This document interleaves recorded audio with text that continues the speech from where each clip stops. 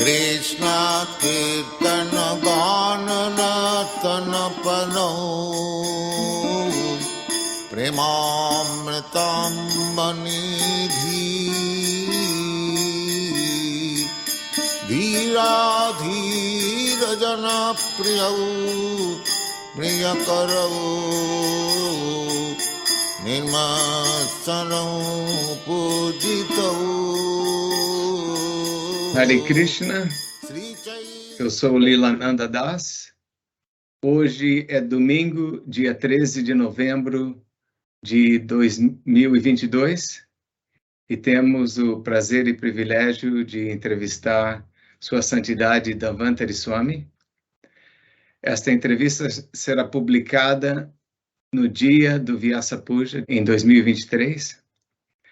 E espero que os discípulos e admiradores e amigos possam conhecer um pouco mais sobre a vida de Dhanvantari Swami. Hare Krishna Maharaj.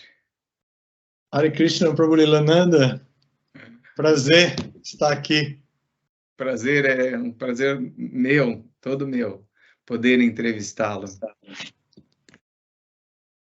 Eu vou começar com algumas fotos de família que foram nos dadas por gentileza da sua filha, a doutora Nanda Lila, e de sua irmã, Navadvipa.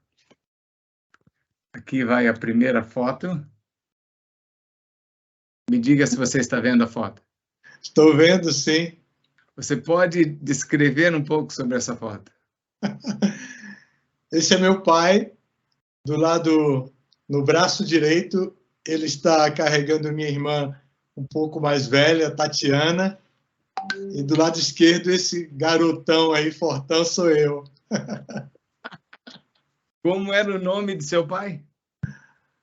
Antônio Caetano. Antônio Caetano. Como é o sobrenome da sua família? De meu pai é Ribeiro, de minha mãe é Lisboa. Ribeiro.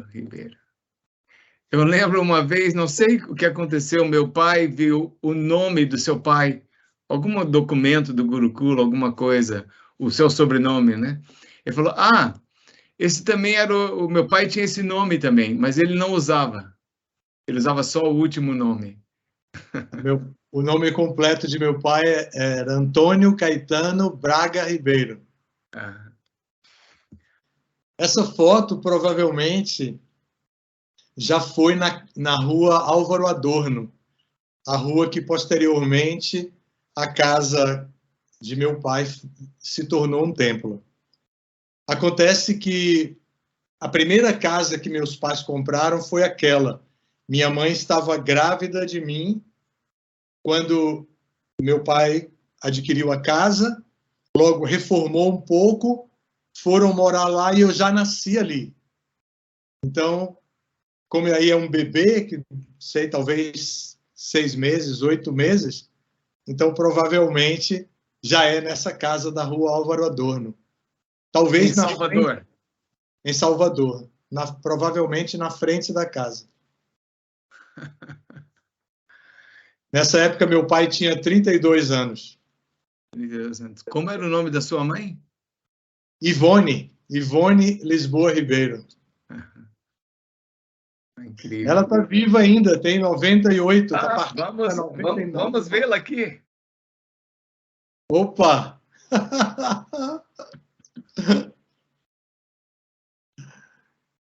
Essas duas fotos, a de cima foi no curso de alfabetização. Eu tinha, acho que 6 ou 7 anos. E era numa escola de freiras espanholas. E aí, depois, já no final do ano, para a formatura, né, da alfabetização, essa escola, eu fiquei só até este curso de alfabetização. Depois eu mudei para uma outra escola mais perto de casa. Também fui numa escola de freiras. A primeira, sim. Ah, você foi, né? É isso que você Sim, está dizendo. São Francisco de Assis. Essa era Nossa Senhora da Conceição, freiras espanholas. E a de baixo? A de baixo é na mesma escola, talvez no mesmo ano, numa festinha. Eu estou tocando um chocalho aí na mão, eu sou o segundo da fila, do lado direito para a esquerda, né? Eu lembro do nome do último menino que está do outro lado, que é Jorge. Mas é isso aí. A sua mãe, que ainda está viva. Eu ouvi dizer que a sua mãe vive sozinha? Mora sozinha, mas tem duas empregadas que se revezam. Então, cada uma fica 48 horas e ela mora sozinha, né? E faz tudo sozinha. Quantos anos ela tem? Ela fez 98 em setembro. Já está indo para 99. E quem é esse rapaz aqui? Eita! Essa daí é comprometedora.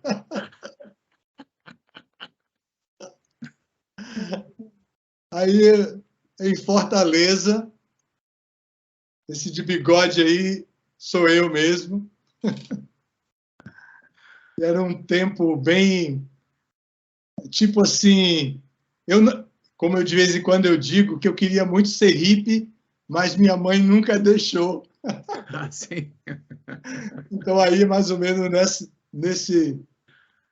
nessa época. Eu acho que foi início do ano de 72. Eu estava fazendo 19 anos. Então, isso foi antes de você encontrar o Dhruvananda? Sim, um ano antes.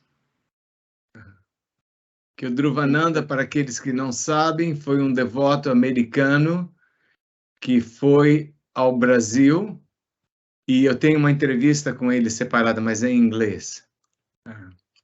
Um dos primeiríssimos devotos a chegarem no Brasil, e foi a Salvador a pedido de Siddha Swarupananda, que disse para ele que lá tem uma escola de yoga chamada Filhos de Gandhi. Filhos de Gandhi. E quando ele chegou lá, na verdade, não era uma escola de yoga, era uma escola de samba. Aí você vai contar mais sobre isso. Ok. Vamos passar. Você tem mais alguma coisa para falar sobre essas fotos? A foto de baixo tem uma pessoa do lado direito, é um rapaz. Hoje ele é falecido. O nome dele é Ocelo Pinheiro, de Fortaleza também. Foi meu colega de curso médio, estudamos juntos para o vestibular. Entramos na universidade, ele ficou em medicina e eu parti para odontologia. E logo ele se casou e, mesmo antes de terminar o curso, ele se casou e nós perdemos um pouco o contato. De vez em quando nos falávamos, mas recentemente eu soube que ele faleceu. Ocelo. Na frente dele está a namorada dele. Isso é em Salvador? Não, em Fortaleza. Estávamos de férias em Fortaleza, onde ele morava.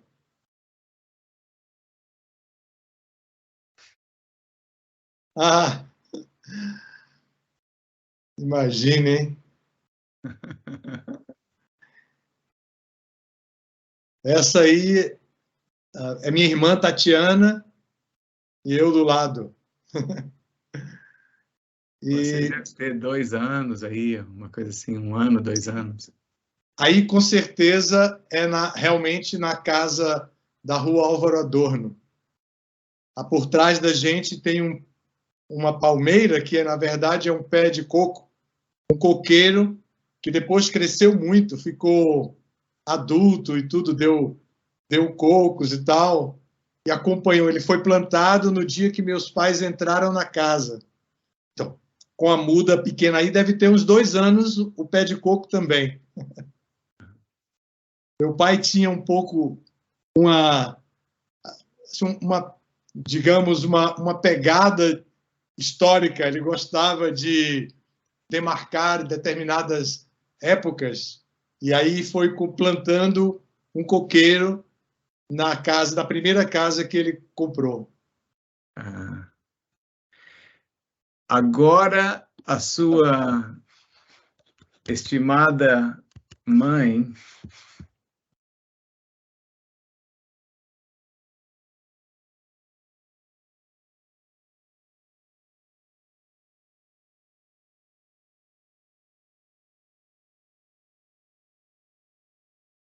Opa!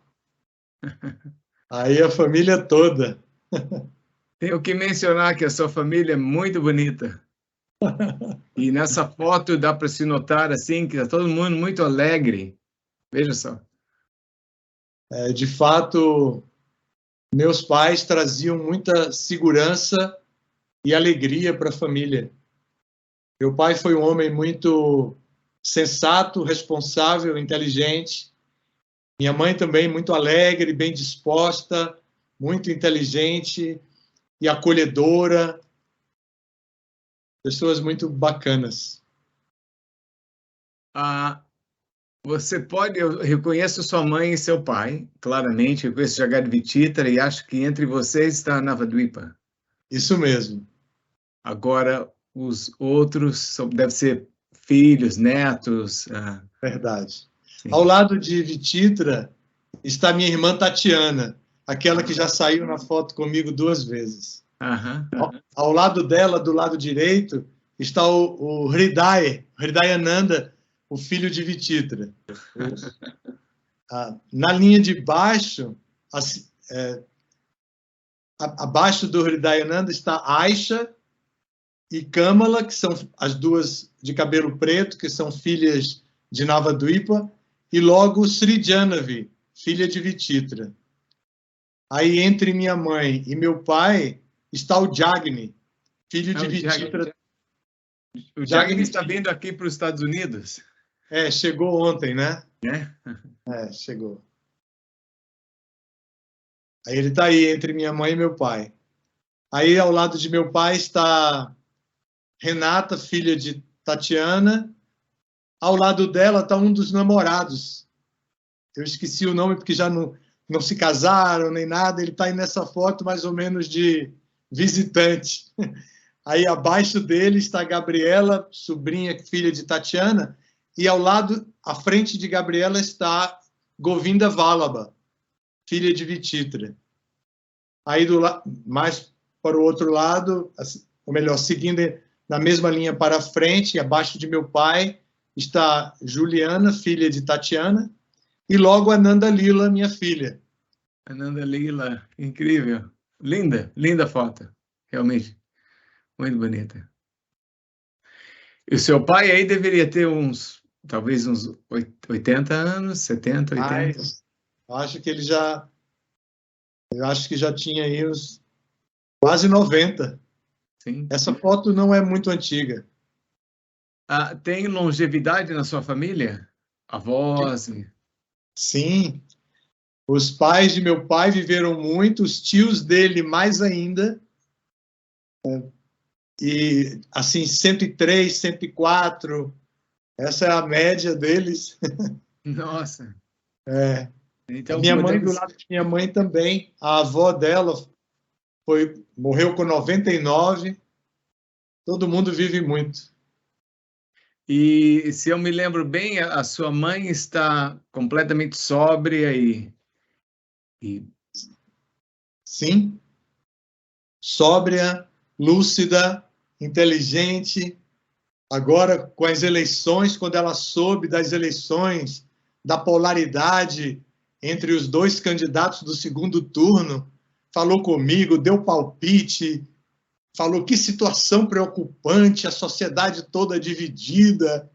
Bem interessante, bem atualizada.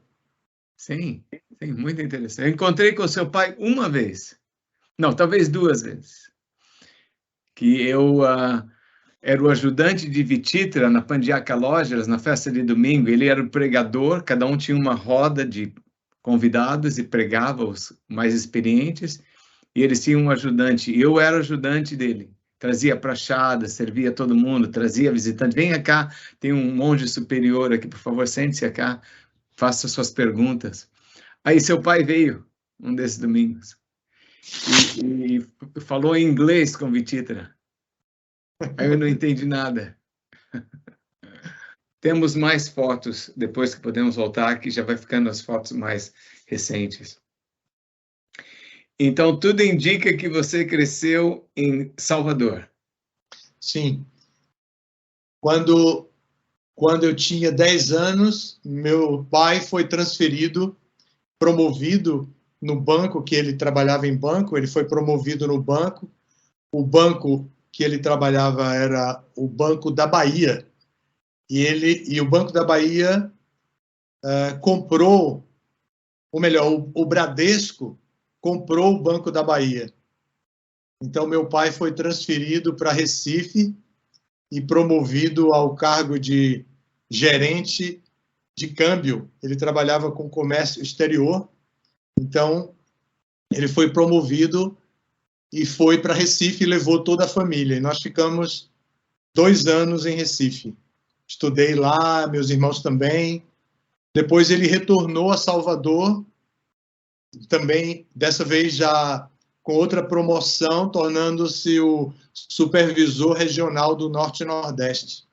Então, ele viajou bastante nesse momento, de Salvador até Manaus, em todas as agências do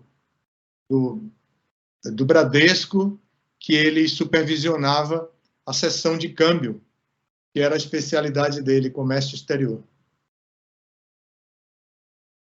E você estudou odontologia aonde?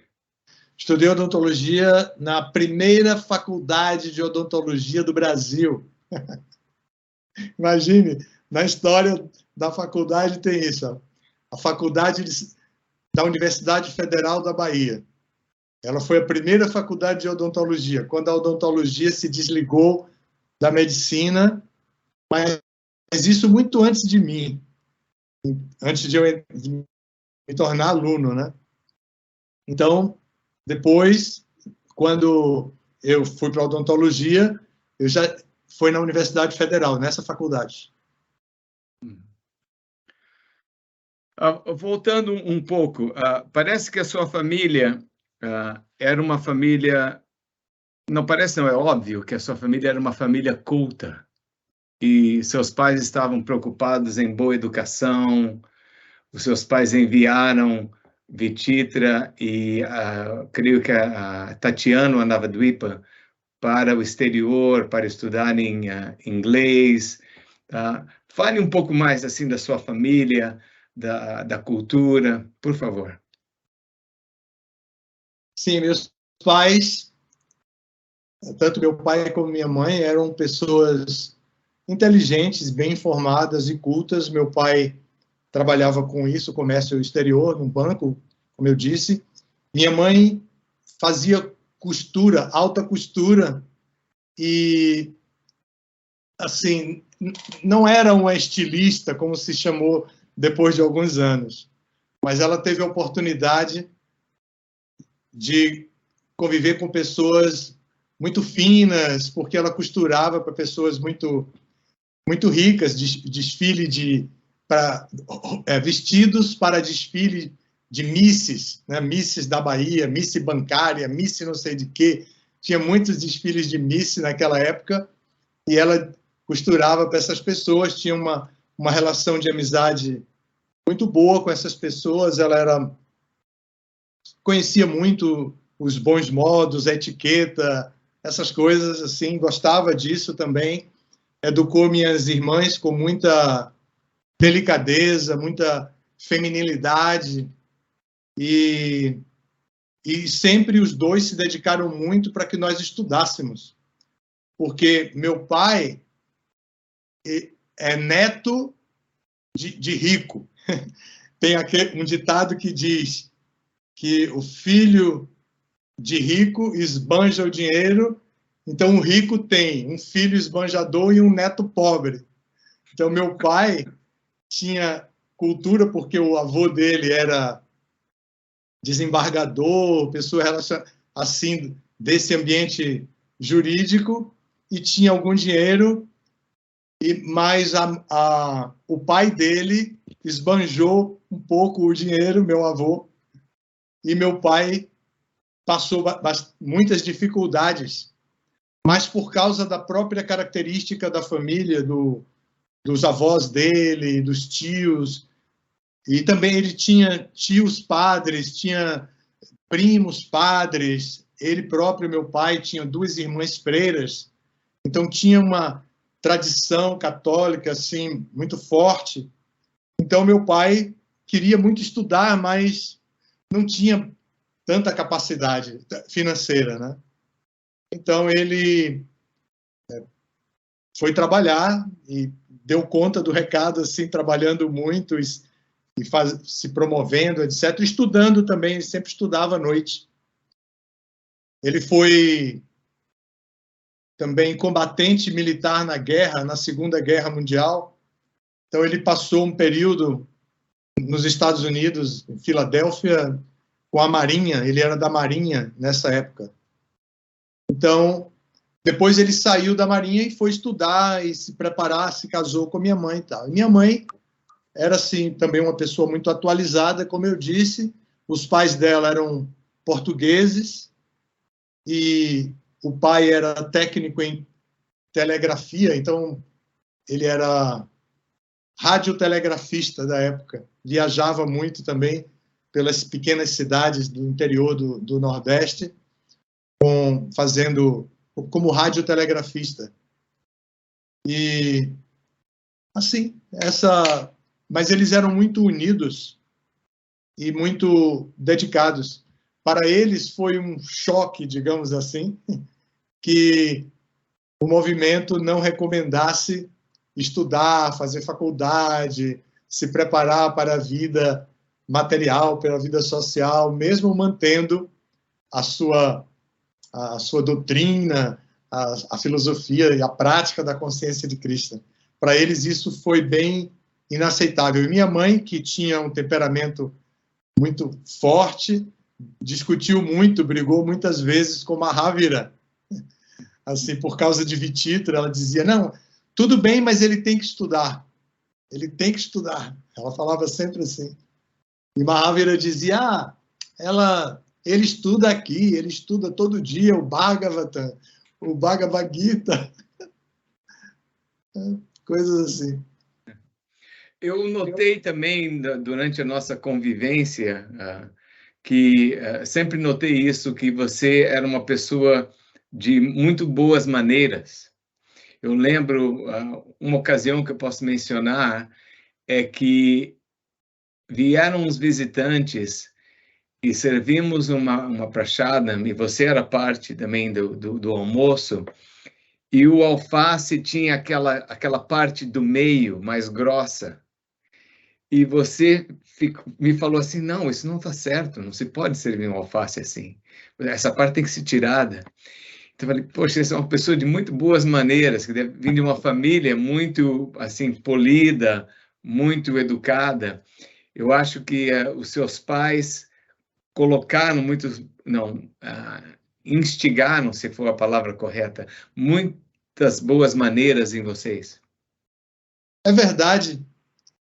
Eles tiveram esses cuidados, assim, ambos. Meu pai era gerente de banco, então minha mãe recebia muitas pessoas, colegas dele, para almoços, jantares. Então, a nossa casa sempre tinha muitas visitas, assim. Ela se empenhava muito em oferecer da melhor maneira possível tudo, né? Assim, de maneira elegante, digamos. Então, ela era bem cuidadosa com isso, assim. E meu pai também, porque como um gerente, ele tinha sempre que se comunicar muito bem, falar de maneira bem refinada. Então ele tinha ambos eles tinham essas características realmente. Mas nós não chegamos aos pés deles, não acompanhamos tudo, não. Não, mas a base de qualquer criança é, não, até 10, 15 anos, e todo esse tempo vocês conviveram com seus pais. Sim. Vocês saíram de casa depois da base formada, né? Da essência formada. Nós, os dois mais velhos, Tatiana e eu, só saímos depois de formados.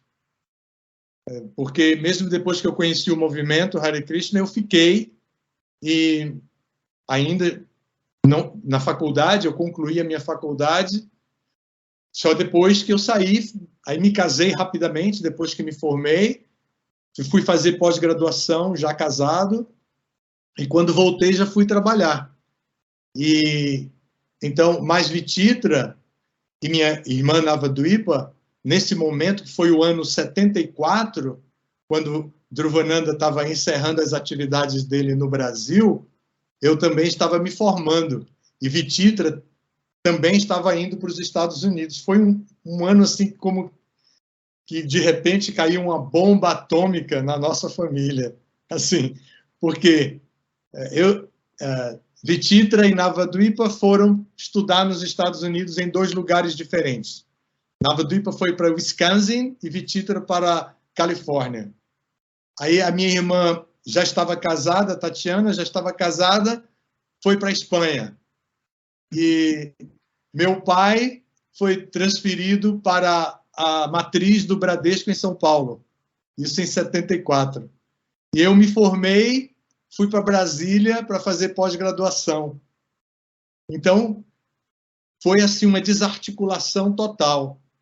Aí o movimento, aí Mahavira chegou, né? Hridayananda Maharaj chegou nesse momento, depois veio Mahavira, e quando Mahavira chegou, meus pais já estavam em São Paulo, Vititra estava chegando de volta dos Estados Unidos, já não foi para Salvador, foi para São Paulo, a minha irmã também, Navadvipa, foi para São Paulo, e os dois aí começaram a se relacionar com o movimento, e Vititra já não quis mais estudar, essas coisas, né?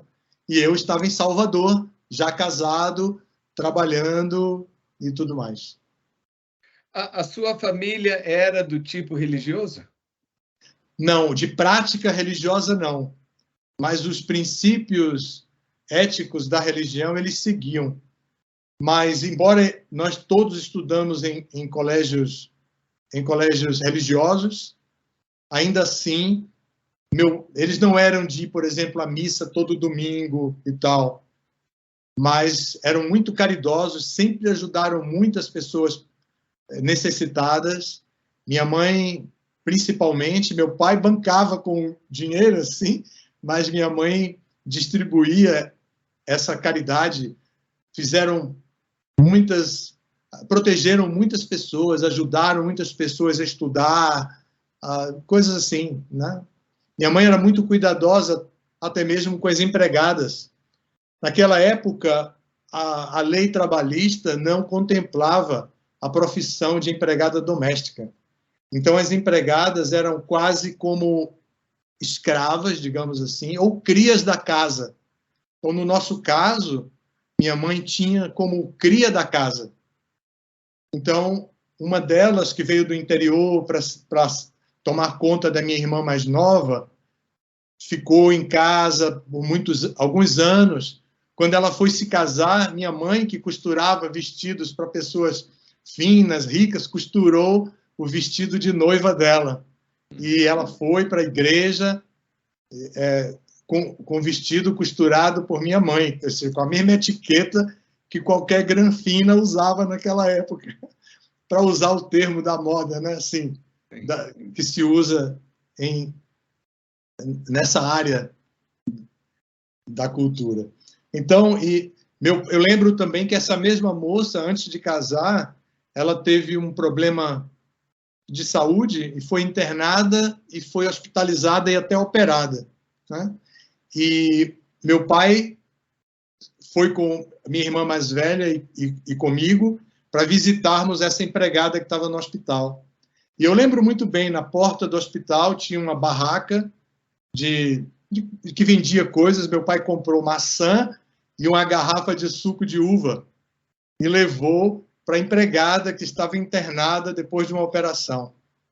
E fez a gente entregar a maçã. Então, eram princípios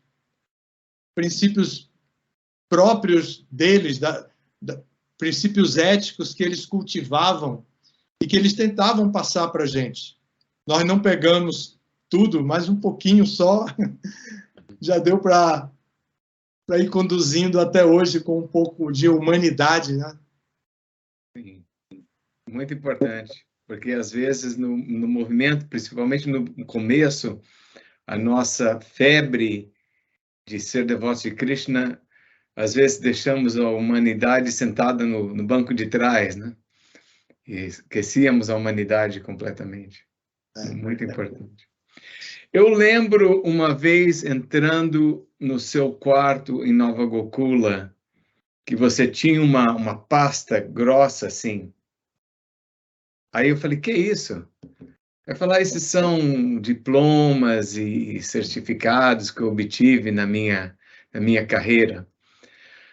Fale um pouco sobre a sua vida de estudante.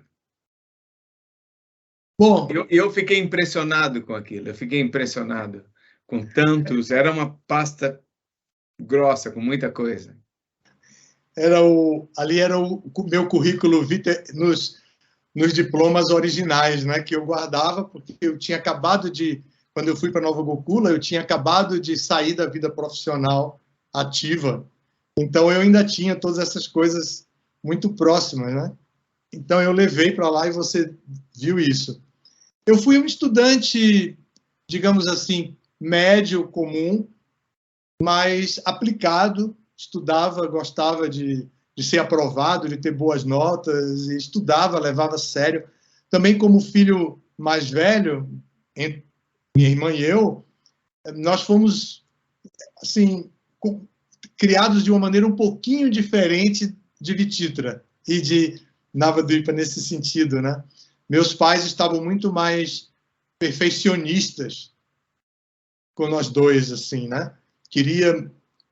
E eu tinha mesmo esse temperamento mais reservado e mais responsável, talvez, se essa palavra estiver sendo bem aplicada. Era concentrado, gostava de estudar, né? Então, eu levei meus estudos a sério e nunca fui reprovado. Entrei na universidade muito novo, dentro do prazo normal, né? Entrei antes de fazer 18 anos, fiz 18 anos logo em seguida. E terminei também muito cedo a minha faculdade. Então, eu fui um estudante, digamos, comum, porém aplicado. Eu não era brilhante, super inteligente, eu era bastante aplicado e esforçado. E eu entendo que você saiu de Salvador, mas antes de ir para Brasília para estudar ou dar continuidade aos seus estudos, você encontrou os devotos de Krishna. Sim. Foi nessa transição, assim, um pouco antes, não? Foi. Eu encontrei com os devotos, Dhruvananda especificamente, no mês de abril de 1973. Vai fazer 50 anos, jubileu de ouro, no próximo abril, de abril de 2023. Só para colocar em perspectiva, esse era 73 e você foi para Brasília quando? 74? Em dezembro de 74, meu curso de pós-graduação começava em janeiro de 75. Eu fui depois do Natal de dezembro, justamente quando o Hridayananda Maharaj chegou no Rio de Janeiro e do Rio foi para Salvador. Ele estava chegando em Salvador e eu estava indo para Brasília. Não nos encontramos. Sim. Então, como você encontrou com Dhruvananda?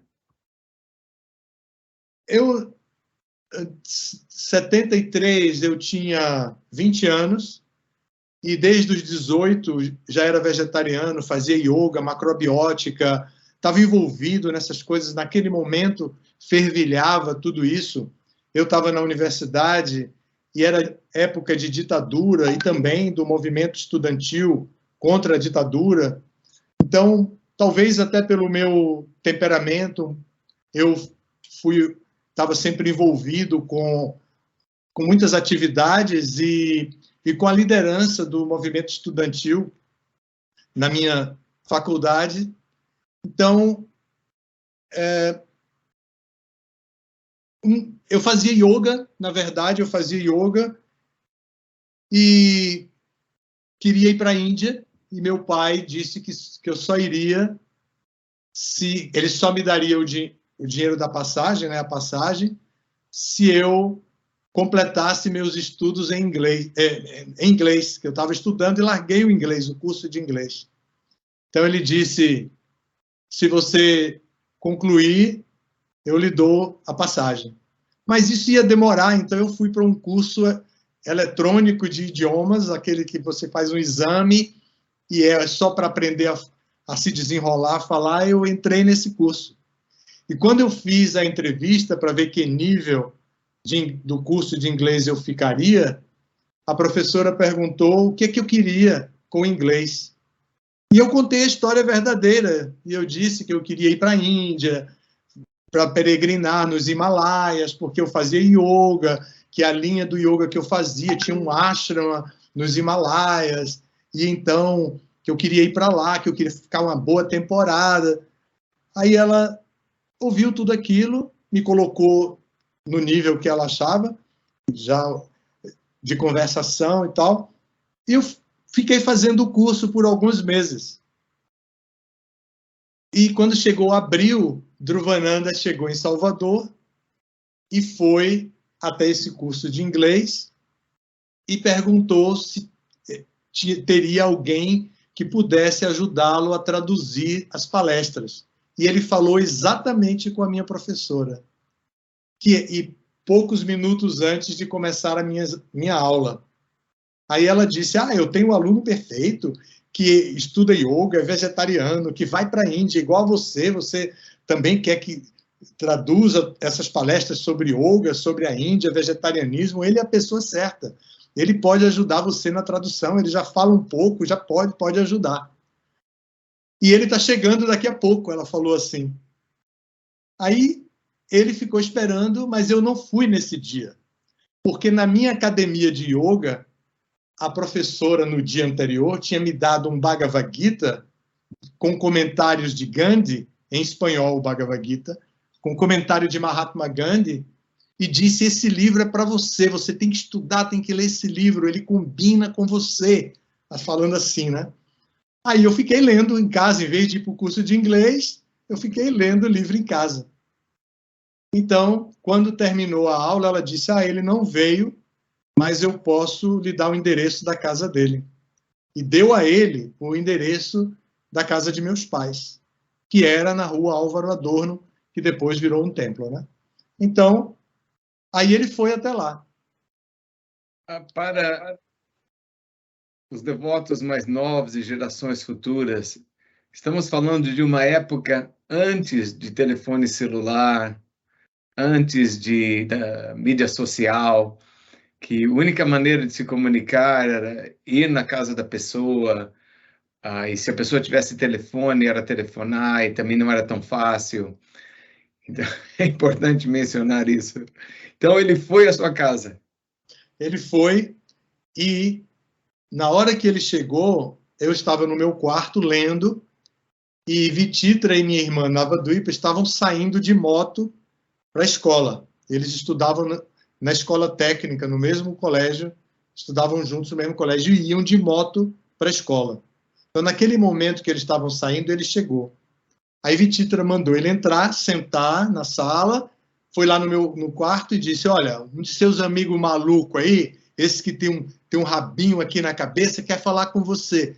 Desce rapidinho, porque eu estou saindo e não tem mais ninguém em casa. Aí eu pensei assim, que amigo é esse que eu não tenho nenhum amigo com um rabinho na cabeça? Aí eu fui, desci, e era ele, Dhruvananda. Aí conversamos a tarde toda, até que minha mãe chegou de carro e me emprestou o carro e eu fui levar ele onde ele estava hospedado, que era no hotel vizinho ao curso de inglês que eu fazia. Então eu levei ele até lá e combinamos que eu ia ajudar, e aí eu comecei a ajudar, a procurar casa para alugar, procurar fiador, essas coisas comuns.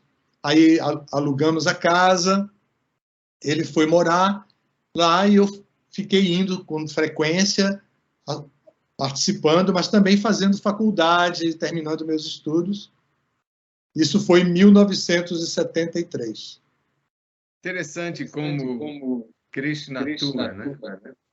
Porque Salvador não é uma cidade pequena e provavelmente tinham várias escolas de inglês. E ele vai nessa escola de inglês e encontra com a sua professora, e a professora indica você, realmente não é coincidência. Não pode ser coincidência. Não. Um detalhe também é que, se fosse hoje em dia, meus pais poderiam processar o curso de inglês porque deram o endereço da casa, né? Sim. Para um estranho, imagine. Sim. Dar o endereço da casa para um estranho que vai lá. Que ninguém conhece, exótico, de rabinho na cabeça. Estrangeiro, né? Estrangeiro. Vamos voltar aqui. Bom, aí você vai para Brasília. Eu acho que nessa época você já conheceu a moça que se tornaria a sua esposa, eventualmente. Sim, ela era minha colega de faculdade. Nós tínhamos muita afinidade, muita amizade, porque ela também era envolvida com muitos aspectos culturais. Ela, inclusive, ela era a presidente do diretório acadêmico da nossa faculdade e eu era o diretor de intercâmbio entre as escolas. Acho que é intercâmbio cultural o nome. Então, eu participava das reuniões, por exemplo, as reuniões contra a ditadura, as reuniões subversivas. Eu fazia isso, mas ela era presidente, ela tinha esse cargo de ser a presidente do diretório acadêmico. E nós éramos muito unidos, éramos bons alunos, estudávamos muito, ela era muito aplicada. Ela, sim, era bastante inteligente. Então, nós estávamos sempre muito juntos, mas não tinha nada entre nós. E aí, evidentemente, eu falei do movimento Hare Krishna e ela foi visitar e ficou logo vegetariana, começou a cantar Hare Krishna, e nós íamos juntos, não só ela, mas vários amigos nossos. Íamos lá, frequentávamos, tal, e ficamos participando com ele. Quando, já no final do ano, já perto da formatura, foi que então nós dois decidimos casar, assim, rapidamente, né? E foi o que fizemos. Fomos para Brasília juntos e casamos lá em Brasília. Ela também, você me falando uma vez que ela era muito inteligente e geralmente ela tirava notas melhores que você. Bem melhores. Bem melhores. E ela... Se nós fomos... Ela fez o mesmo curso que eu, de pós-graduação, que era cirurgia bucomaxilofacial. Nós fomos, era um curso raro naquele momento no Brasil, era o único curso de residência médica em cirurgia bucomaxilofacial. Então, nós entramos no curso e fizemos o curso todo lá. Quando eu voltei, eu continuei nessa especialidade, e ela fazia um pouco dessa especialidade, mas ela ficou mais na parte clínica e depois foi estudar odontopediatria, recomendada por Hridayananda Maharaj, que disse para ela que era bom que ela atendesse crianças, então ela foi estudar odontopediatria, fez um outro pós-graduação, e depois ela fez ortodontia também como especialidade, e ficou trabalhando com a clientela infanto-juvenil. E eu fui para a parte de cirurgia, fiquei na parte de cirurgia até que deixei a odontologia. Você foi um dos primeiros nessa área, ou talvez o primeiro em Salvador, né?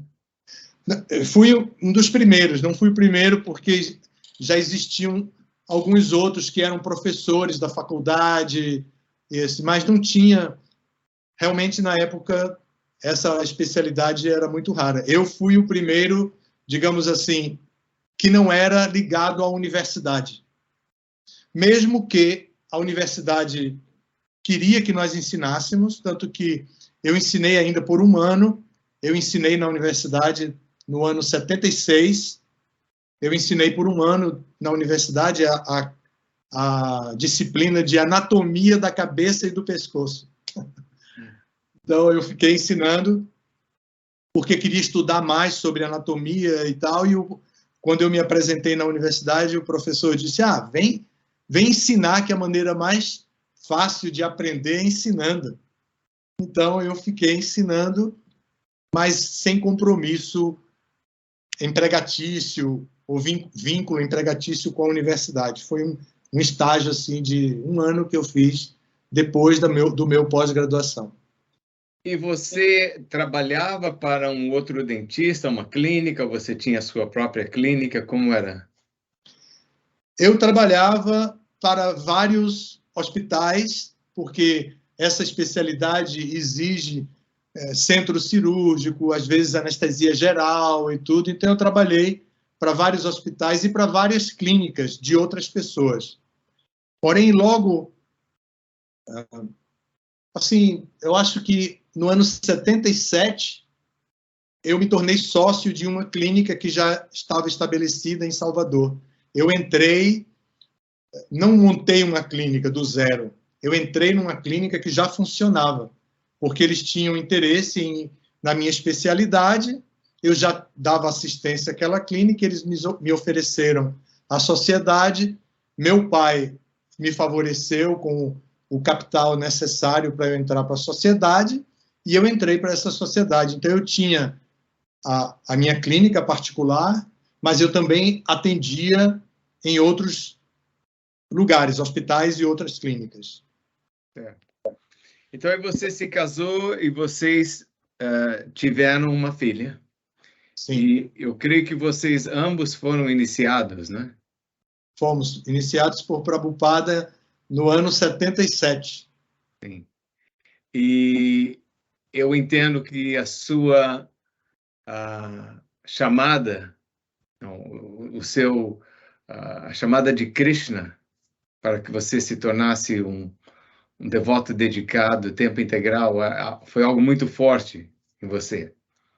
Porque sabemos que deixar a vida familiar não é algo simples.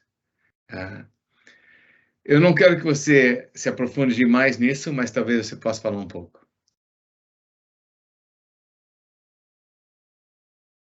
Você sabe, a vida espiritual é sempre uma carência para uma pessoa materialista comum.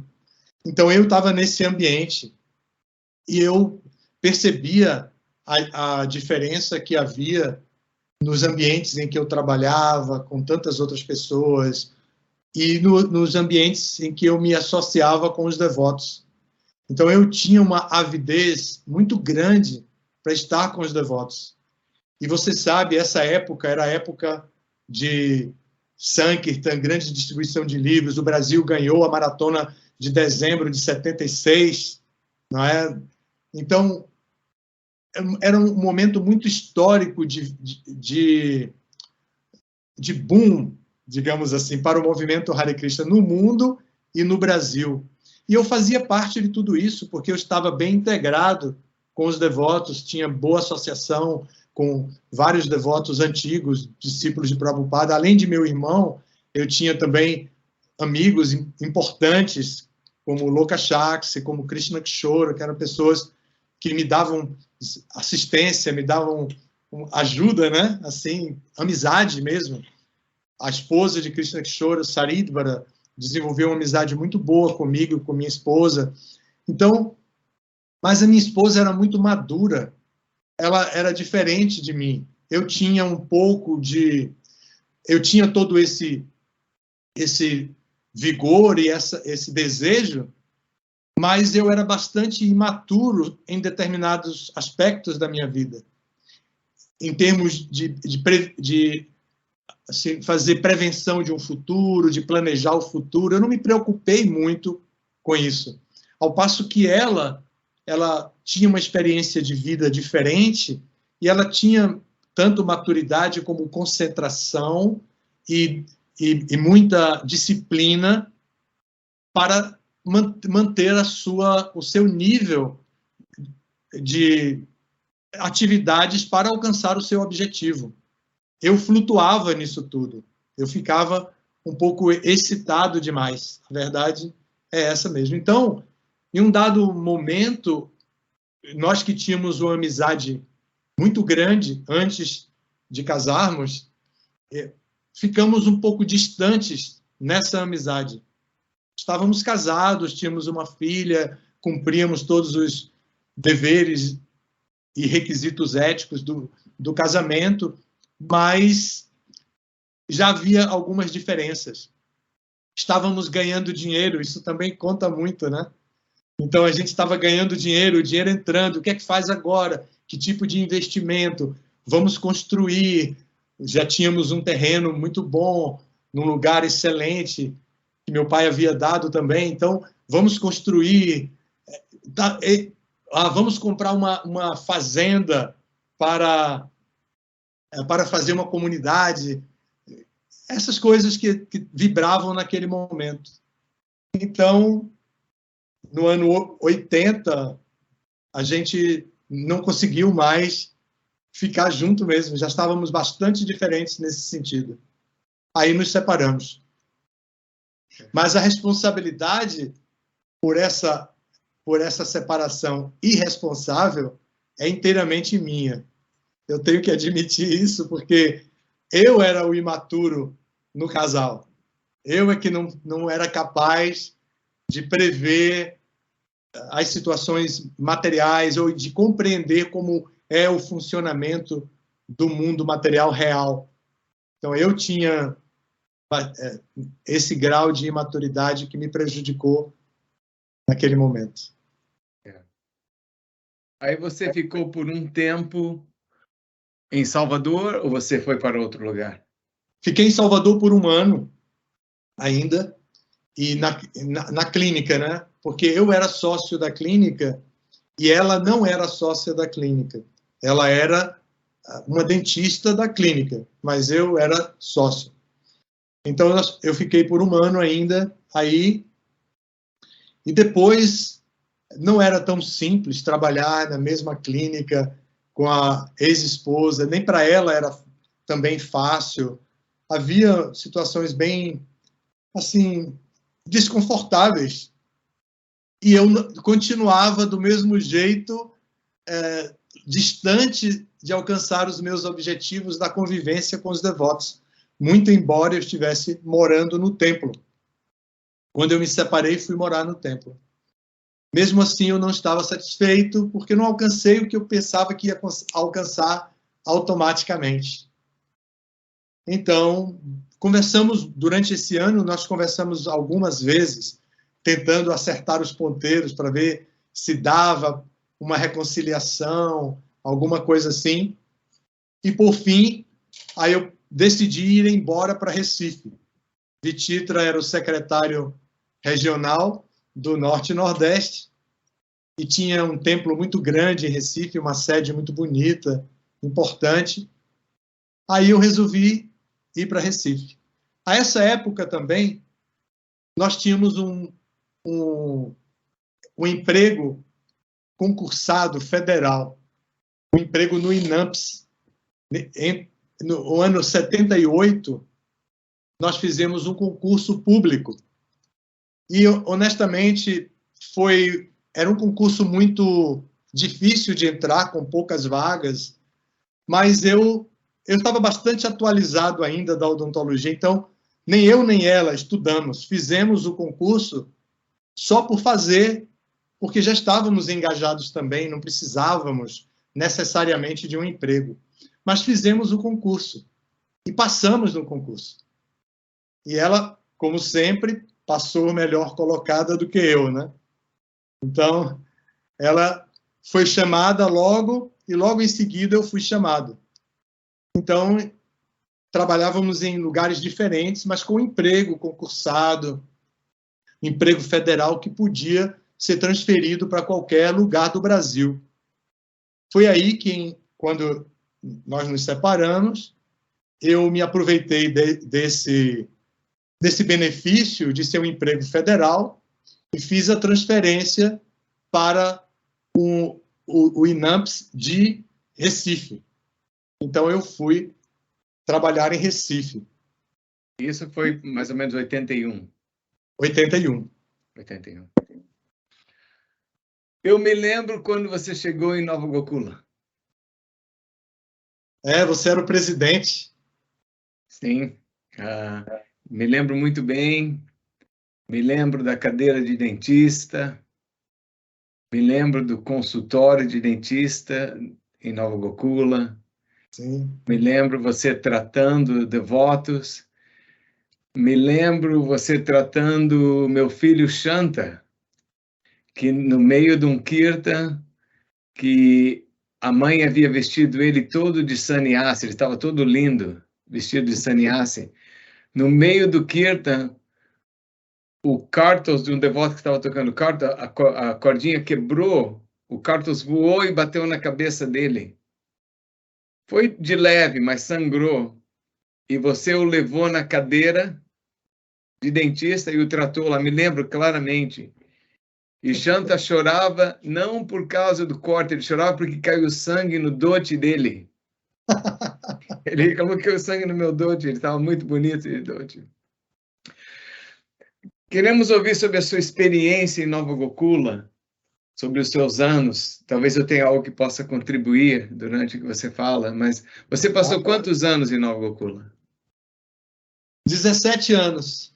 17 anos. Então, é uma vida. Sim. Muitos dos nossos ouvintes ainda nem têm 17 anos.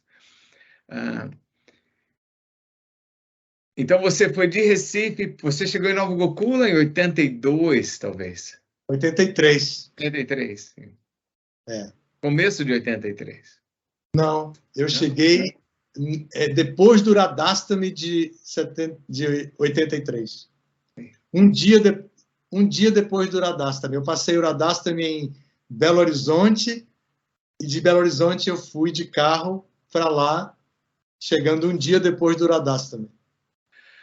Você decidiu ir para Nova Gokula, Hridayananda Maharaj lhe convidou, você tinha já um serviço planejado, qual a história?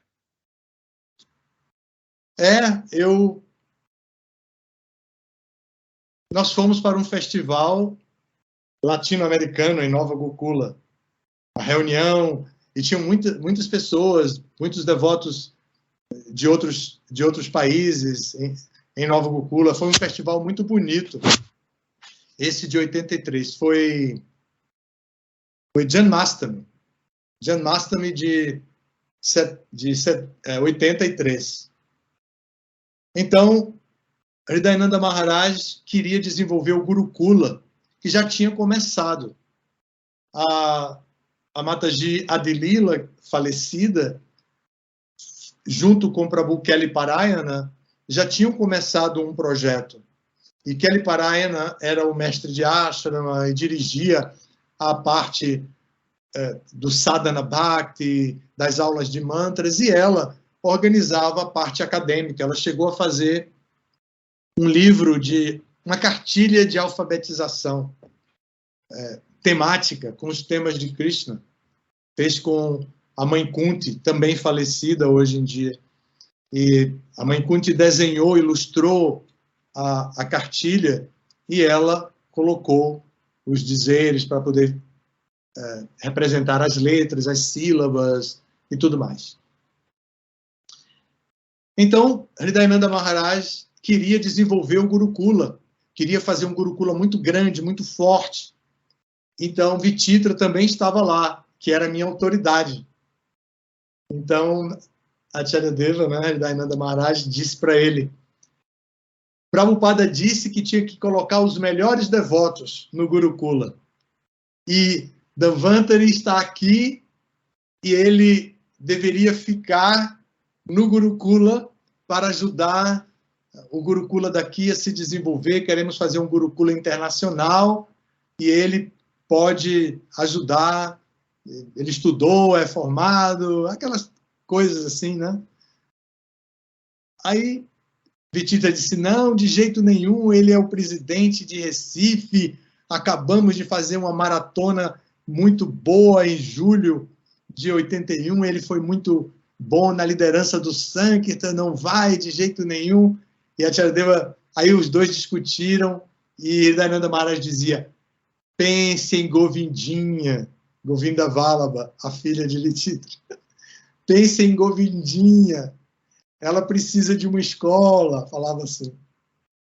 Aí terminou convencendo e eu fui de volta a Recife só para organizar minhas coisas e voltei com uma Kombi. Você lembra que eu cheguei em Nova Gokula com a Kombi? Essa Kombi era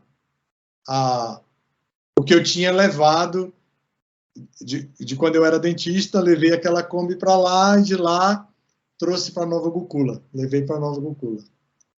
E serviu muito, né? Serviu muito no Gurukula, até ajudou um pouco Nova Gokula em alguns momentos. Sim. Aí eu lembro que você se ocupou na administração do Gurukula e revolucionou o Gurukula. E eu sei porque eu tinha filhos lá no Gurukula, eu presenciei, eu vi que, embora os devotos anteriores haviam se dedicado, a sua presença como líder do projeto realmente levou o projeto a um nível muito mais alto. Fale um pouco sobre esses anos no Gurukula. Eu saí de Nova Gokula em 86, então eu vi mais ou menos 2 anos do seu trabalho no Gurukula. Veja bem, Prabhupada deixou as instruções sobre educação, do sistema de educação Gurukula, de uma maneira, assim, deixou todas as instruções que ele podia dar sobre educação, mas não deixou sistematizado. Jagadisha, na época, Jagadisha Goswami, sistematizou colecionou todas as informações de Prabhupada, colocando alguns comentários dele a respeito de didática, disciplina, sadhana bhakti, filosofia da consciência de Krishna, alguns conceitos importantes sobre varnashrama, sobre casamento para as meninas, coisas importantes assim. Ele colocou tudo isso de maneira bem interessante no livro chamado em inglês de Prabhupada on Gurukula. Esse livro nós traduzimos através da BBT para o português com o título Prabhupada e o Gurukula. É edição esgotada, não foi reeditado, reimpresso, nada. Mas as instruções de Prabhupada eram muito claras. E uma delas, Prabhupada dizia que, se fosse possível, poderia registrar a escola no sistema do governo, do país onde o Gurukula estivesse, fazendo como uma escola reconhecida. Então, foi isso que me chamou a atenção. A princípio, eu disse, nós eu pensava, nós precisamos fazer uma escola reconhecida, porque os nossos alunos, os filhos dos devotos, no futuro, poderão ter o seu currículo escolar regular e podem depois dar continuidade aos estudos no mundo material. Eu pensava assim, mas isso era mais ou menos um sacrilégio. No conceito de alguns devotos que queriam Nova Gokula como uma comunidade autossustentável, de vida simples, fisicamente, aquilo não pegava bem. Então, eu tive alguma dificuldade para lutar com esse conceito. Como havia tempo, eu trabalhei com esse conceito com o tempo que eu poderia ter. Então, a equipe, não posso dizer que era a minha equipe, né? A equipe do movimento para o Gurukula incluía pessoas muito boas. E essas pessoas trabalhavam com muita dedicação. E eu comecei a apresentar a ideia de que deveríamos reconhecer a escola, fazer a escola reconhecida. Alguns pais concordaram, outros pais não concordaram. Como sempre, existem essas divergências de opiniões. Mas eu fui tocando. Aí eu fui até a delegacia de ensino, que Pinda era uma cidade muito pequena, não tinha secretaria de educação, tinha uma delegacia de ensino ligada a São José dos Campos. Então, eu fui a essa delegacia de ensino me instruir do que precisava para reconhecer a escola. E o secretário, o delegado de ensino, me recebeu e deu todas as orientações, e eu fui trabalhar nisso. E trabalhamos por alguns anos. A escola foi definitivamente reconhecida em 1989. Demorou, pode ver que demorou alguns anos, né? Não foi tão simples, precisava ter um prédio, tinha que construir o prédio, tinha que coletar o prédio. Então, os professores ensinavam, depois saíam o final de semana para fazer Sankirtan, para sustentar o Gurukula e ainda coletar o suficiente extra para o prédio, para construir o prédio. A BBT deu algum dinheiro, depois parou de dar dinheiro, só queria dar livros, para que a gente vendesse os livros. E por mais que eu tentasse defender a tese de que não era possível cuidar de crianças, educar, dar assistência que as crianças precisavam, e ao mesmo tempo ir para a rua fazer Sankirtan, o que a gente ganhava era uma caixa de livro para distribuir. Então, nós fazíamos isso. Aumentávamos o número de crianças com alguns professores e os outros iam para a rua para vender livros, para poder coletar, e assim nós conseguimos construir a escola e conseguimos reconhecer a escola, primeiro como uma escola na época chamada primeiro grau, que hoje é chamada de ensino fundamental. Então, nós chegamos a ter uma escola reconhecida do ensino fundamental ao ensino médio, completa.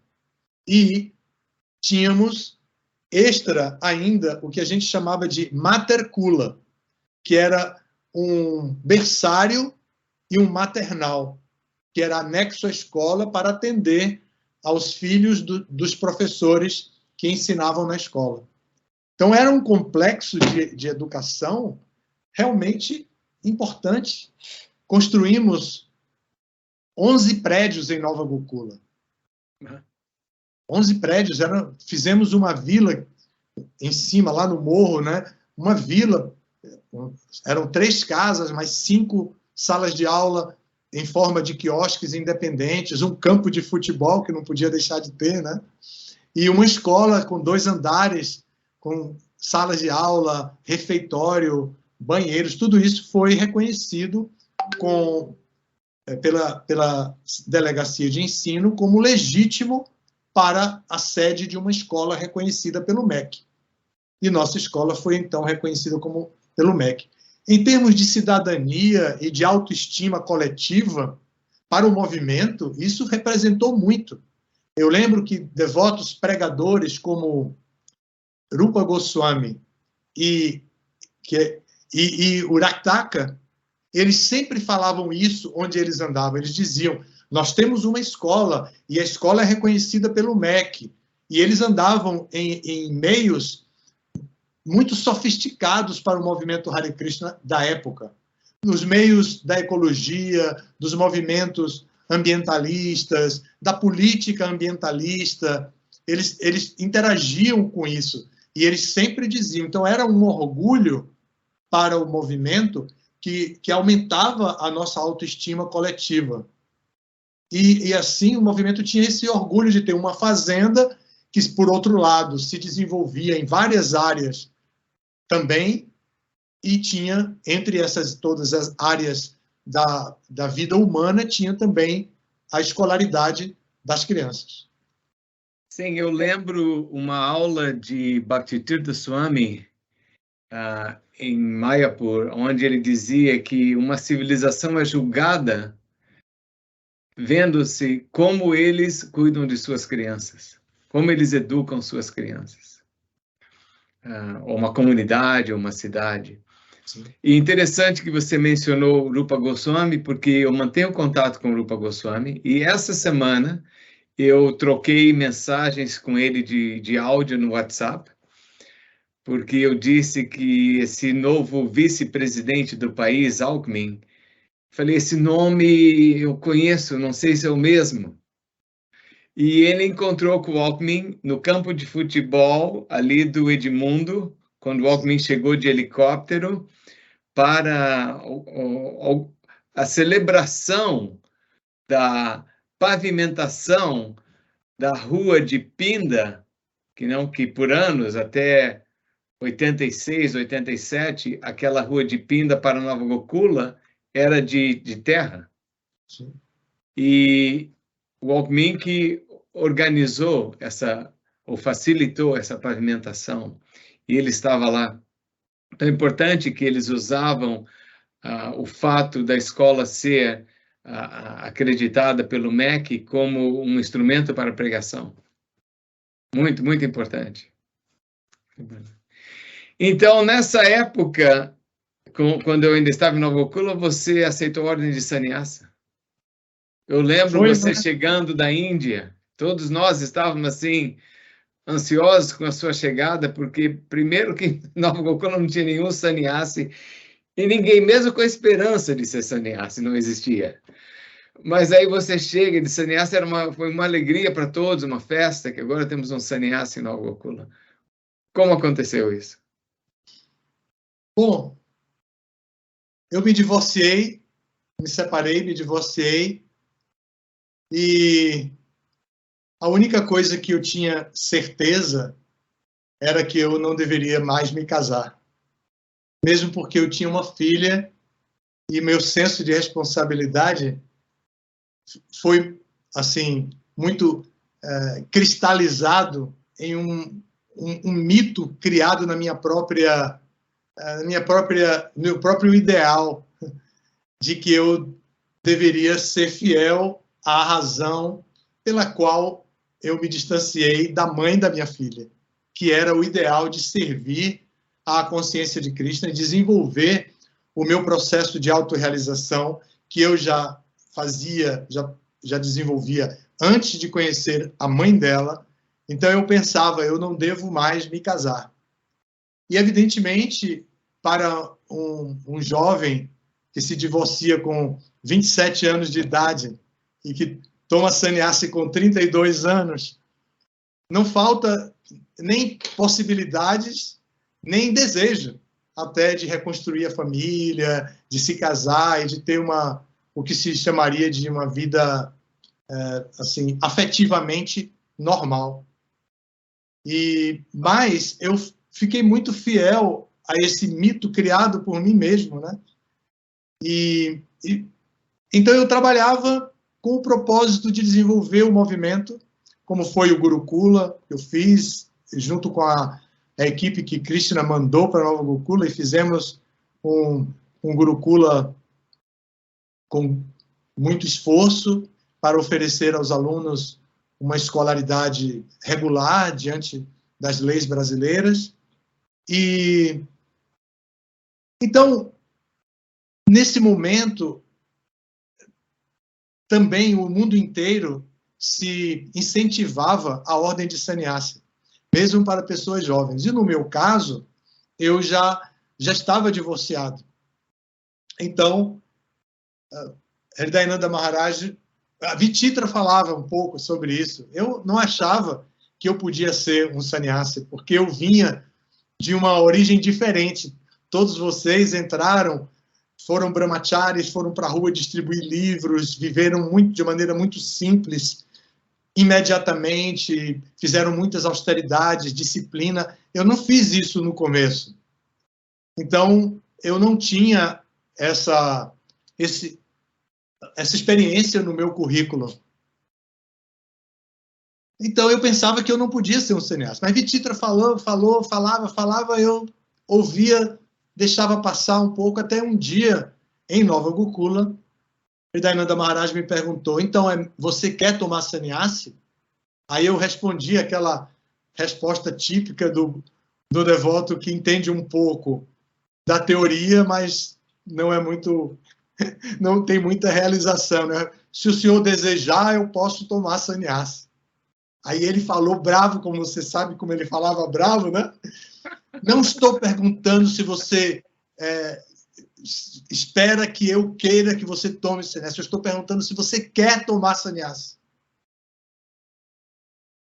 Aí eu fui colocado realmente contra a parede, né? Aí eu disse também do mesmo jeito, rapidinho, quero. Aí ele disse, eu vou agora para Mayapur e vou indicar você, e você pode ir no próximo, isso era 83 ainda, você pode ir no Gora Purnima de 84, você pode ir tomar sannyasi lá. Aí ele foi. Quando ele chegou lá na reunião do GBC, o GBC disse, mas nós não conhecemos Dhanvantari, nós não conhecemos ele. E aí Hridayananda Maharaj dizia, mas não tem essa lei na ISKCON. O que tem é que a autoridade indica e vocês aprovam ou não. Aí eles diziam, não, mas não é assim, não sei o que e tal.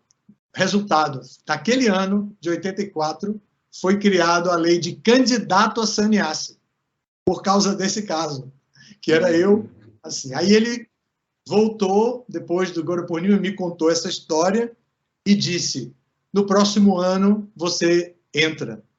E aí ele convidou também Purushatraya Swami e também Jambavan Swami, né?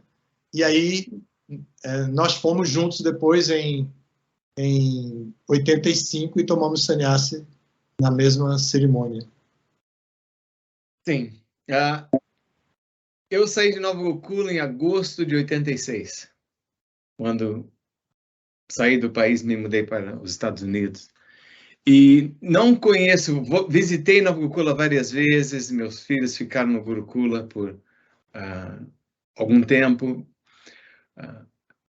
mas eu não sei da história depois que eu saí, e eventualmente você sai de Nova Gokula. Eu entendo que houveram algumas dificuldades. Por favor, conte um pouco para nós.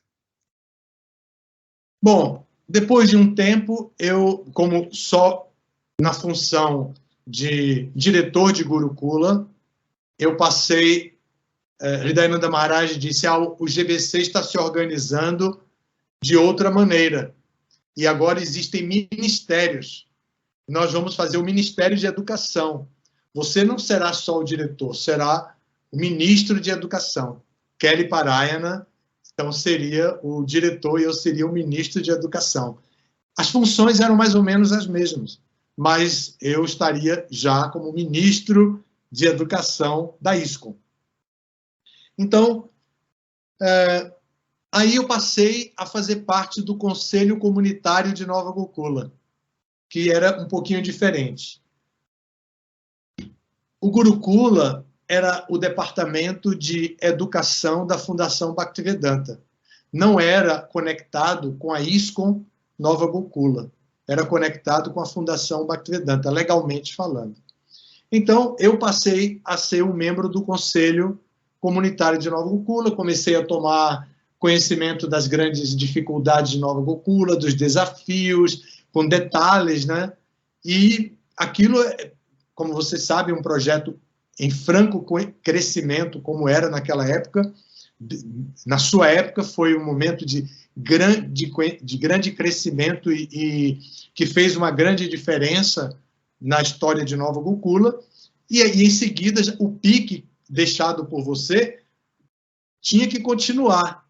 Então, com o passar do tempo, alguns presidentes que não se estabilizaram, ficavam 2 anos, sei lá, 1 ano e meio, 2 e tal. Aí eu entrei como presidente. Eu fui indicado como presidente. Isso foi em 92. 92. Então, eu entrei como presidente em 92.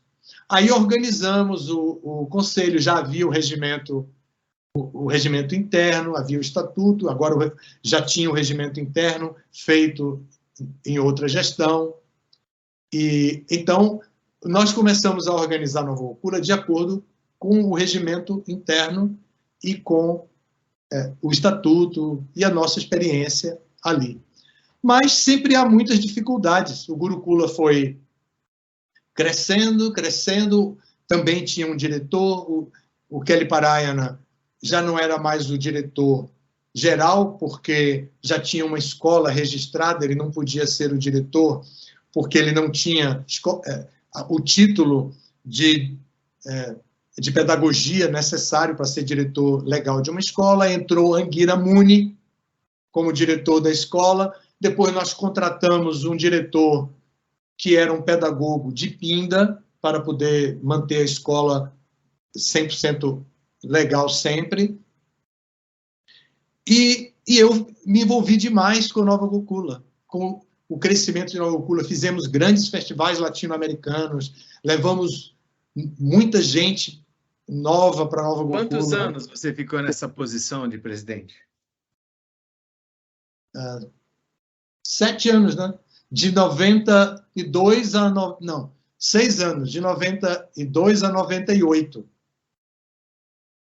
Você foi o presidente que mais tempo ficou em Nova Gokula? Até essa época. Né? Até essa época, sim. Aí fiquei nesse período e depois disso, a Fundação Bhaktivedanta precisava de recursos.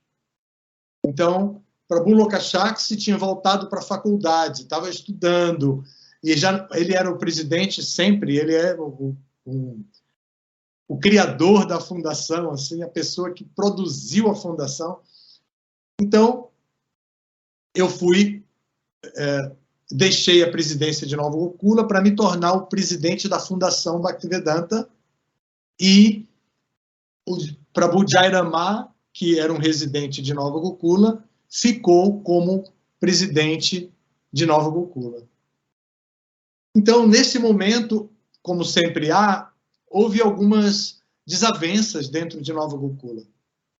E, em um dado momento, eles questionaram também a minha posição como presidente de Nova Gokula, como presidente da Fundação Bhaktivedanta, que é a proprietária das terras de Nova Gokula, e a influência desse presidente da fundação sobre Nova Gokula. E aí foram muitas situações. Tínhamos uma ação judicial contra devotos que tinham se apropriado das terras e não estavam seguindo os regulamentos como deveriam ser. E os regulamentos, as leis da ISKCON dadas por Prabhupada, então nós estávamos com dificuldades, tínhamos uma ação judicial, então fizemos uma reunião com a nova turma da fundação, que se pretendia se tornar curadores e presidente da fundação, e eu expliquei, olha, nós temos uma ação judicial contra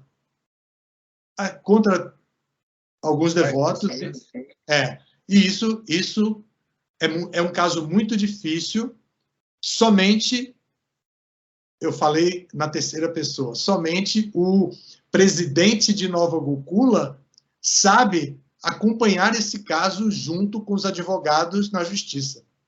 Ninguém mais tem todos os detalhes. Somente ele, que eu estava falando de mim mesmo. Aí eles responderam, mas nós queremos que o senhor saia. Aí eu disse, tá bom, então, vamos lá, vou passar. Aí passei todos os documentos da fundação, expliquei o que era a fundação e pronto. Aí vim embora para o Nordeste e aqui já fui trabalhar com a educação de adultos. E temos aproximadamente 15 minutos e existem duas coisas que eu gostaria de perguntar. Uma coisa que, se você pudesse descrever 3 coisas que seriam importantes para o desenvolvimento de Nova Gokula.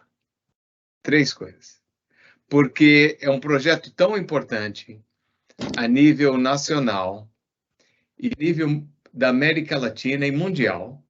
E você viveu em Nova Gokula em anos críticos, e você ficou lá 17 anos. Então, você tem experiência, você tem visão profissional de fora do movimento, você tem uma vida depois de Nova Gokula com um projeto muito bem sucedido como o de Aladuta. O que você pode nos dizer sobre isso? Bem, eu diria, em primeiro lugar, que nos tempos atuais nós precisamos compreender as diferentes identidades de Nova Gokula. Nova Gokula tem uma identidade espiritual. Essa identidade espiritual é vinculada a uma escola filosófica da qual nós somos herdeiros, ou parte, que é a Brahma Madhva Gaudiya Sampradaya. Então, essa identidade espiritual nos leva ao compromisso de cumprir com os requisitos dessa escola filosófica. Essa escola filosófica é representada em Nova Gokula, em sua expressão máxima, pela pessoa de Sua Divina Graça A.C. Bhaktivedanta Swami Prabhupada, que é o acharya fundador do movimento Hare Krishna. Então, Prabhupada deve ter as suas instruções honradas em Nova Gokula em todas as áreas, especialmente no que se trata à fidelidade do processo de Bhakti Yoga. Então, nós devemos estar vinculados a essa escola filosófica, vinculados ao Guru Parampara, representado por Prabhupada, e ter muita esperteza, cuidado e dedicação para nós não nos afastarmos disso jamais. A segunda coisa, eu diria que Nova Gokula deve honrar a sua identidade legal. Como identidade legal, ela é uma comodatária, a ISKCON de Nova Gokula é comodatária de uma fundação, e essa fundação, Fundação Bhaktivedanta, que deu as terras em comodato, está vinculada ao poder público com normas próprias de uma fundação. Então, Nova Gokula, como comodatária, deve honrar a sua identidade legal e cumprir com todos os requisitos legais, formais, e isso significa que os residentes de Nova Gokula devem estar muito atentos para honrar a propriedade das terras como de uma fundação e que, sob o ponto de vista da identidade espiritual, as terras de Nova Gokula pertencem a Sri Sri Radha Gokulananda, e, evidentemente, e sob o ponto de vista legal, pertencem à Fundação Bhaktivedanta. Os residentes de Nova Gokula precisam entender isso e honrar isso através do seu exemplo pessoal e através de todas as suas atitudes civis que possam honrar essa realidade de Nova Gokula. O terceiro ponto é não isolar Nova Gokula. Esse é, de certa forma, apontando por algo negativo, né? Do que não fazer. Não isolar Nova Gokula dos grandes devotos. Deixar Nova Gokula como a residência dos grandes devotos e devotas. Deixar Nova Gokula como um local de peregrinação para os grandes devotos e devotas. Que todos devem ser honrados e ao visitar Nova Gokula, e que com sua experiência possam iluminar os residentes, com sua experiência possam purificar o solo do Dhamma sagrado. E nessa mesma linha de pensamento, honrar todos aqueles que serviram Nova Gokula no passado e que servem Nova Gokula no presente. O passado não é unificado. Houve diferentes épocas do passado. Houve o passado pioneiríssimo, que foi daqueles devotos muito pioneiros como você, Lilananda, que chegaram em Nova Gokula e que não tinham facilidade alguma e que ainda era muito frio a Serra da Mantiqueira naquela época, até os dias de hoje, quando acessamos Nova Gokula de carro em 20 minutos, com uma estrada muito boa, asfaltada.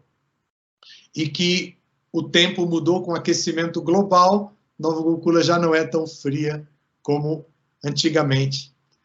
Então, todos os devotos que já residiram, que já ajudaram Nova Gokula, com um centavo de contribuição, eu falo monetariamente e também de maneira metafórica, qualquer tipo de ajuda que tenha sido dada por alguém deveria ser reconhecida. E que, ainda que a diretoria de Nova Gokula, o Conselho Comunitário de Nova Gokula, o Conselho Nacional de Nova Gokula, não precisem bajular essas pessoas e não precisem satisfazer os interesses caprichosos de ninguém, eles devem ter a atitude humilde de acolher e receber todas essas pessoas. Seriam as três as três coisas que você me pediu. Um ponto que você falou, que Sri Radha Gokulananda são os donos de Nova Gokula. Interessante que recentemente eu passei um mês na Índia com minha esposa e fui visitar um amigo que toda vez converso com ele, Mahesh. E Mahesh, ele tem lojas, ele tem como 80 pessoas da família dele em Vrindavan, que já vivem lá por muitas gerações.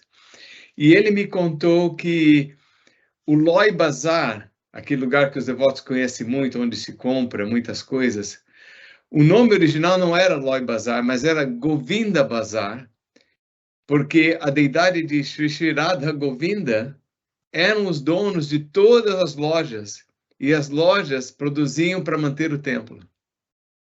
E eventualmente se mudou para Loi Bazar.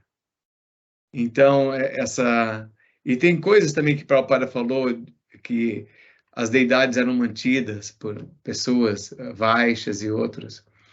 Então, realmente, Radha Gokulananda são os donos de Nova Gokula, não tem nenhuma dúvida. Agora, para finalizar, alguns minutos.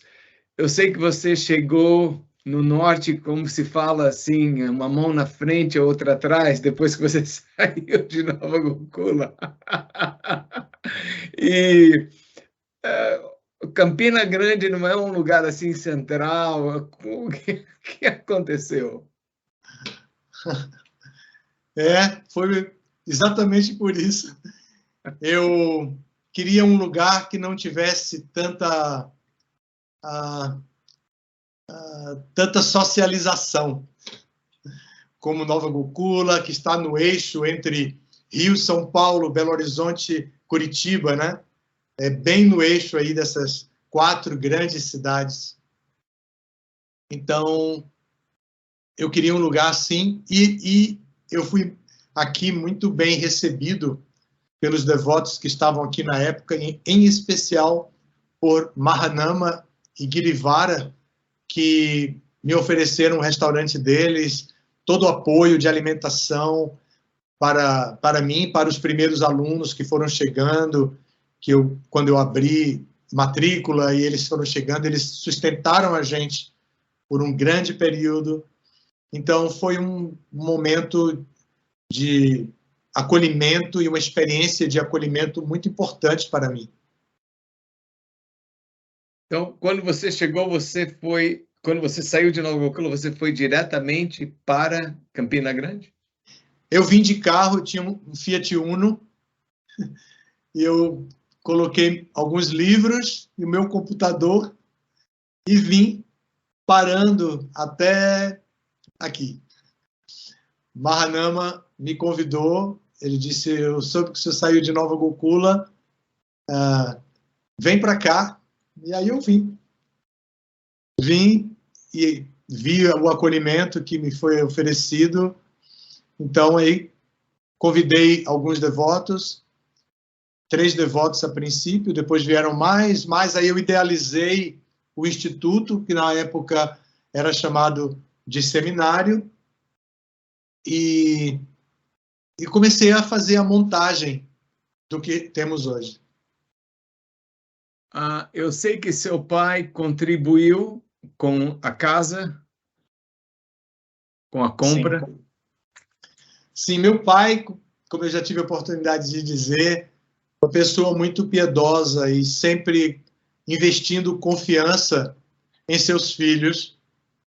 E eu fiz a primeira formatura de uma turma Bhakti Shastri no ano 2001, a primeira turma. Então, eu convidei meus pais para virem aqui para a formatura. Nós morávamos numa casa alugada de um indiano que havia se mudado para os Estados Unidos e que deixou a casa para a gente. Nós fizemos um jardim muito bonito na casa dele, através da cooperação e da liderança de um paisagista do movimento, que é o Kalpataru.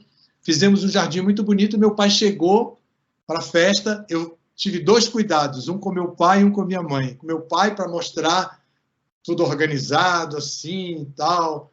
E com minha mãe, eu fui mostrar os aposentos dos brahmacharis.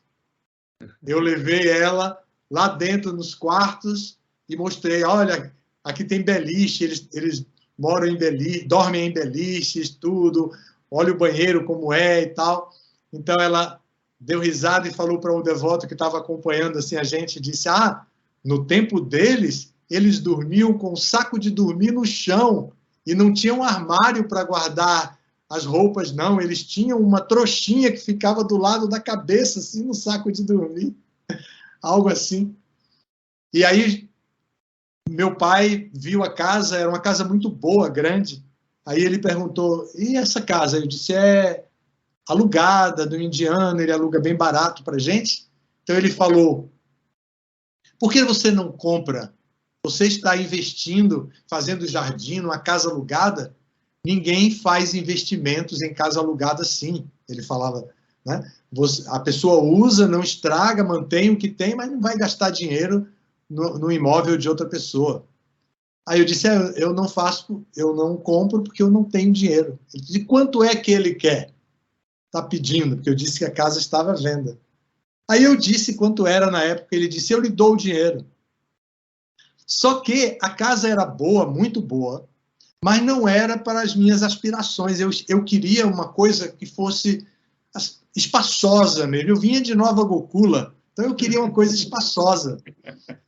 Então eu fui numa imobiliária, Lilananda, falei com a dona da imobiliária, ela me escutou, prestando atenção. Eu disse, olha, eu quero uma casa até tanto que tenha muita área verde, que seja grande, espaço, sala grande. Aí ela disse, eu tenho a casa ideal para você e é mais barato do que você pode pagar.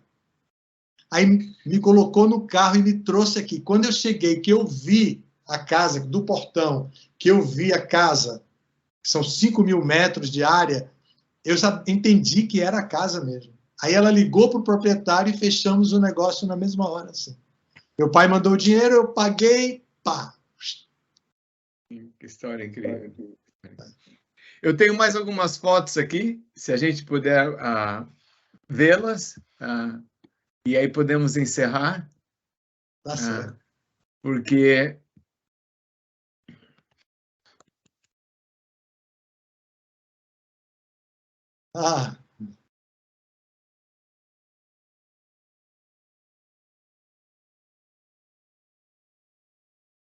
tanto o seu pai como a sua mãe se veem como pessoas muito distintas.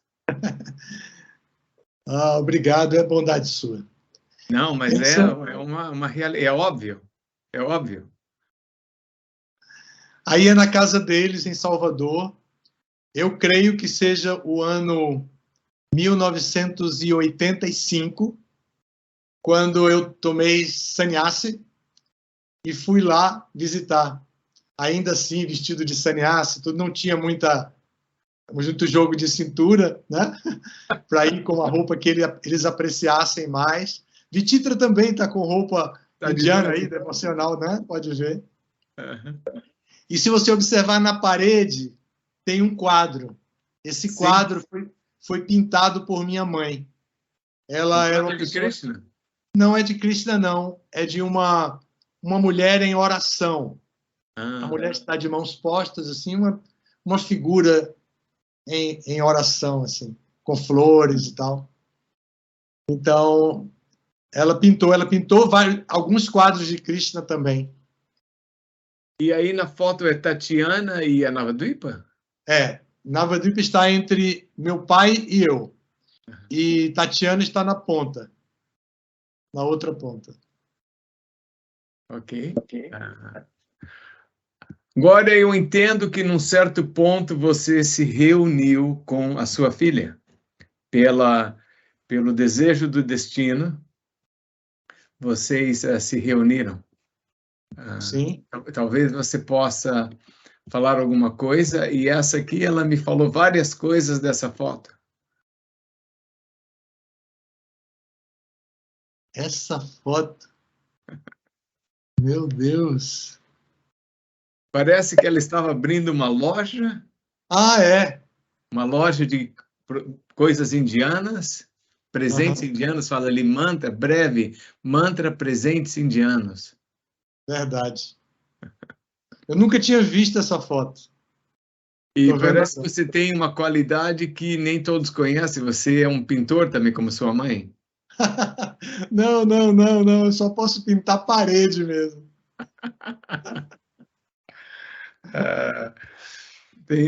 Não sei se aquela ali é a Ananda Lila ou não.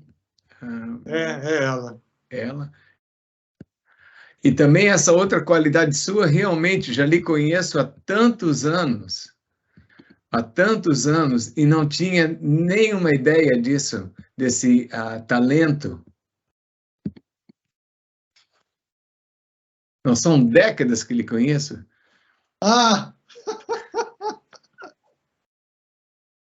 Isso aí é uma brincadeira. Só uma brincadeira. Mas você realmente toca violão? Não. Eu acho que todo mundo dedilha alguma coisa assim, né? Mas eu não toco, não. É que Vititra está aí lá teatro em Salvador. Nós estamos sentados na frente de uma loja depois do desfile. Aí, na frente, essa moça é Radha Gokulananda, que é cantora e toca violão, ela sim. E eu peguei o violão e fiz uma brincadeira aí. Aquele ali do lado esquerdo é Parangati? Não. É Chaturmasya, um devoto de São Paulo, que é casado com a filha de Lokashakshi. Gaura Purnima.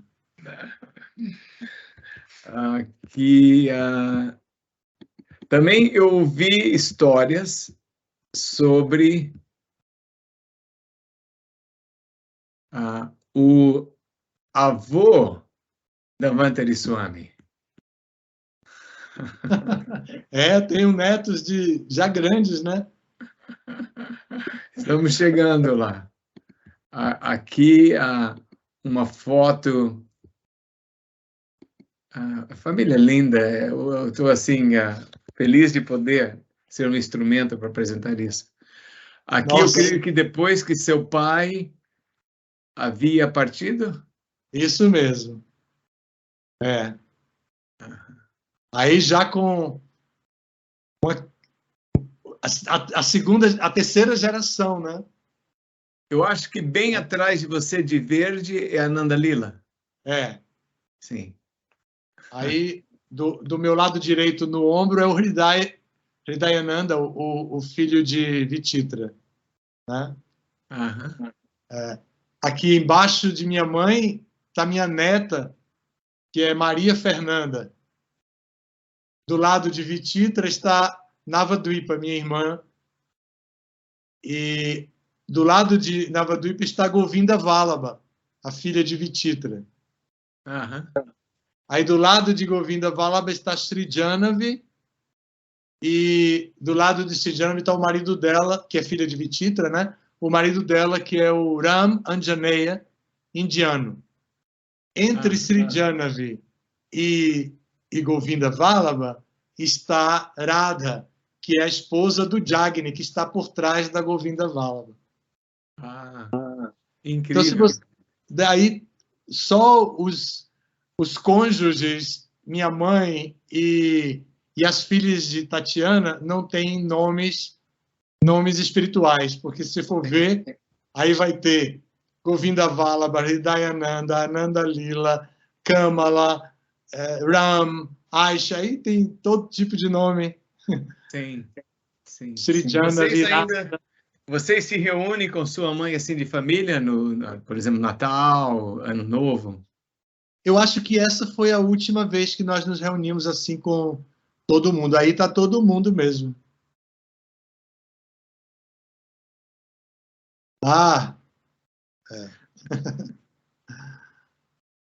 É minha filha, Ananda Lila, Maria Fernanda e Fernando, o marido de Ananda Lila.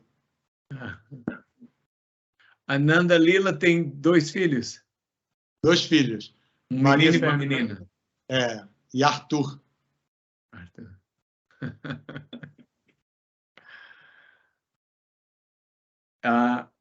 Essas fotos quase todas foram enviadas por Ananda Lila.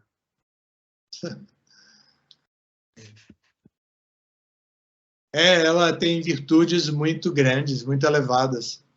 Ela foi capaz de relevar toda a minha omissão, todo o meu tempo de descaso mesmo e de falta de atenção, e compreender e com muita maturidade e autossegurança viver uma vida bem feliz, bem autônoma.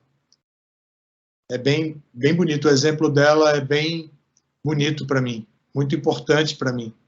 Foi uma grande oportunidade que Krishna me deu de que eu não poder assim me lamentar pelas falhas dos meus próprios erros de uma juventude mal. Nem era juventude mais, eu já era adulto quando eu me divorciei, mas sem tanta responsabilidade. Evidentemente. Mas você aceitou responsabilidade de outra maneira.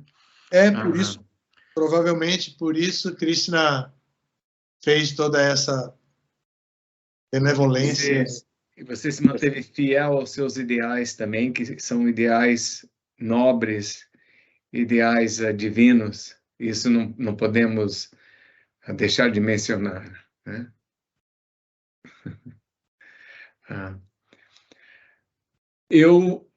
Já completamos 1 hora e 2 horas e como 10 minutos. Eu sei que tem muito mais para se falar da sua vida, mas só para complementar, você tem planos daqui para frente? Porque você vai viver com essa vida de devoto de Krishna e tudo, 110, 120 anos.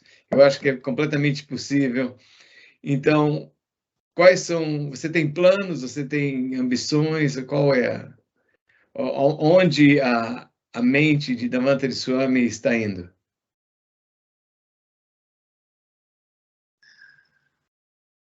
Eu queria muito ajudar a missão de Prabhupada. Eu acho que o legado de Prabhupada para a humanidade é tão importante, foi dado com tanta austeridade e sobriedade por ele. Eu queria muito ajudá-lo a fazer algo importante, não que eu fazer algo importante, mas que a importância, a relevância do que ele fez, de fato, se torne reconhecida pela sociedade brasileira. E eu sei também que não podemos ter ansiedade e que na minha idade já não dá mais para ficar em ansiedade e invocar o modo da paixão para poder tentar realizar algo externamente. Então eu queria muito honrar a escolha desses devotos seguidores de Prabhupada que me escolheram como orientador, como mestre deles, para guiá-los no caminho do serviço a Prabhupada, para que esses devotos, discípulos, netos de Prabhupada, possam aceitar responsabilidades e se tornar devotos puros de Krishna também, como Prabhupada, e que possam, como Prabhupada, fazer algo muito relevante para a sociedade brasileira. O movimento, por si só, é muito relevante, mas ainda precisa ocupar o espaço correspondente a essa relevância dentro da sociedade. Damantari Swami, simplesmente maravilhoso sua vida, dedicada a Prabhupada, dedicada a Krishna, e vários serviços que você fez importantes. Eu oro a Krishna que lhe dê muita saúde e uma vida longa, que esse seu desejo se realize através daqueles que se abrigaram em você, seus discípulos netos de Prabhupada, que também eu tenho o mesmo desejo de ver um movimento no mundo, mais especificamente no Brasil, muito relevante, muito grandioso, na posição que o movimento merece. Obrigado por suas bênçãos, Prabhu Lilananda. Eu desejo que você alcance os seus objetivos também. Muito obrigado. Muito obrigado. Hare Krishna. Hare Krishna.